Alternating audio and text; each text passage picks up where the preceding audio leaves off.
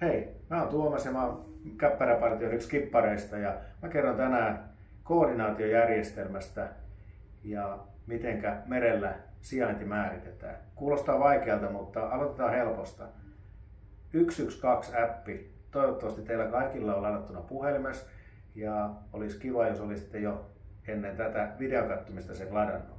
Mutta ladatkaa heti tämän videon jälkeen, jos ette ole vielä sitä tehnyt. Eli 112-appi menee pelastuslaitokselle ja kertoo teidän sijainnin. Ja merellä on tärkeää tietää sijainti koordinaattien mukaan, koska ei ole olemassa katuosoitteita tai ei ole sellaisia kiinnepisteitä, mistä tietäisi missä ollaan. 112-appi näyttää tämän sijainnin. Me ollaan nyt täällä Porin Kallossa. Merikäpy on tuossa laiturin päässä 2 merikaapelimitan etäisyydellä. Ja me löydetään täältä lukemat 61 astetta pohjoista ja sitten 21 astetta itäistä. Ja nämä koordinaattipisteet, kun me siirretään tänne kartalle, täällä on 61 astetta ja 35.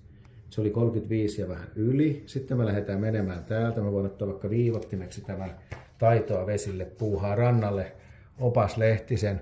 Ja Porin Kallo on täällä ja 61 astetta ja 35,6.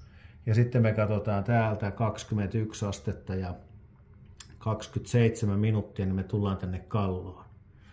Eli tuolta löytyy se ristipiste ja sama määrä löytyy sitten täältä 112-appista.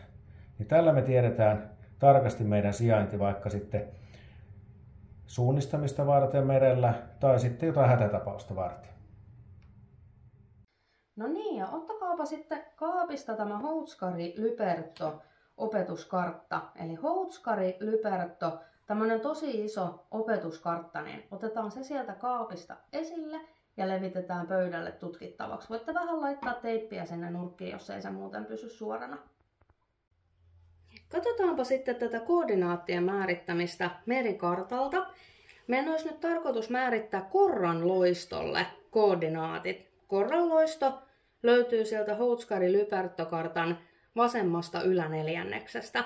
Ja lisäksi tarvitaan tämmöinen navigointiharppi, jolla lähdetään määrittämään koordinaatteja.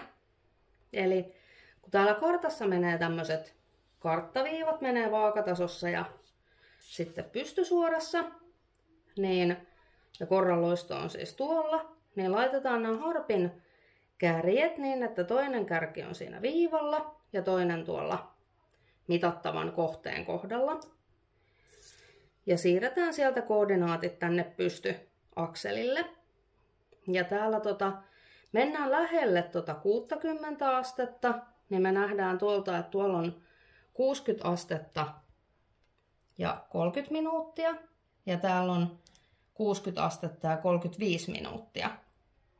Eli tuossa on 31, 32, 33 ja 34. Ja varmistetaan vielä, että meillä on oikea mitta täällä harpissa. Ja me voidaan täältä lukea koordinaatit, eli 60 astetta ja 34 minuuttia, 34,6 minuuttia. Ja se on pohjoista leveyttä. Sitten tarvitaan vielä toinen koordinaatti. Mitataan se täältä pystyviivalle ja viedään se ylös. Täällä on vähän erilainen tämä asteikko. Nähdään, että tuolla on 21 astetta ja 0 minuuttia. Ja täällä on 21 astetta ja 10 minuuttia. Eli voidaan laskea tuolta 1, 2, 3, 4, 5, 6, 7, 8 ja 8 tuli täyteen.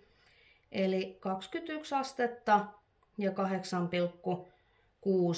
minuuttia. Ja se oli sitten itäistä pituutta. Eli siinä meillä on korran loiston koordinaatit määriteltyinä.